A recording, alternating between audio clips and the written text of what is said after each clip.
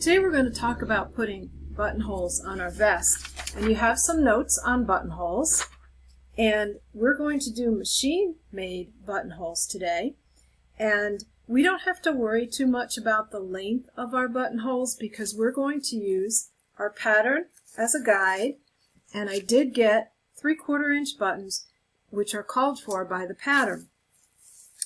The first thing I did with this was I machine basted a line on each side, 5/8 of an inch from the edge. That will help me line up my center front. And when you're putting buttons and buttonholes on the vest, remember that buttonholes for women's garments are placed on the right-hand side. For men, they're placed on the left-hand side, and that's just a little bit of tradition. Women were usually dressed, wealthy women were usually dressed, and it was easier to have their buttons on the left side and their buttonholes on the right side, so the person standing in front of them could button them, but men usually dressed themselves. Also, men had military history that dictated how it should be done. Basically, men wanted to reach in and get their weapons, so most people were right-handed, so that's how they did it.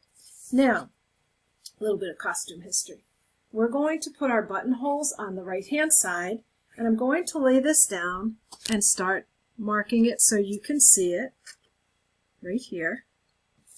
And I'm going to put my pattern on top. Now remember that we've already taken care of that seam allowance, so I'm going to lay this on here right along the edge, accounting for my seam allowance. And I'm just going to put a quick pin in here to hold it down. And I'm going to put a pin in each end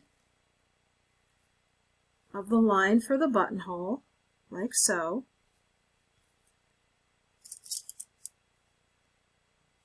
Straight through there. That marks the end of the buttonhole. And there is a line here that indicates the center front, so we are going to be working with the center front line that we basted. Buttonholes extend 1/8 of an inch over that center front line. I'm pulling out. Okay, so what you can see is that I've marked those with a pin. Then what you do is you take a ruler and you draw the ladder that's on the notes that you have. There's just a little picture right here of a ladder. That helps you line up your buttons and buttonholes. So first thing I'm going to do is basically I'm connecting from pin to pin. And I'm just using that bar of soap I told you about. And I'm extending it above and below.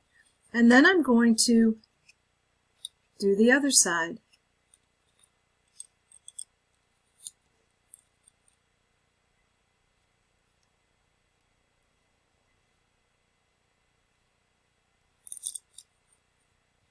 Make sure that's just a little bit longer.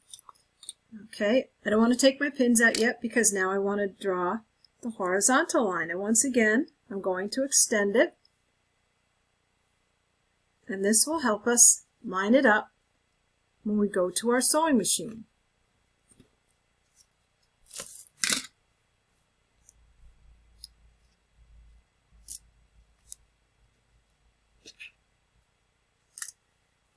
So what you can see here is I've drawn, let me put that up a little bit, I've drawn that ladder, and that's going to be my guideline for making my machine-made buttonholes.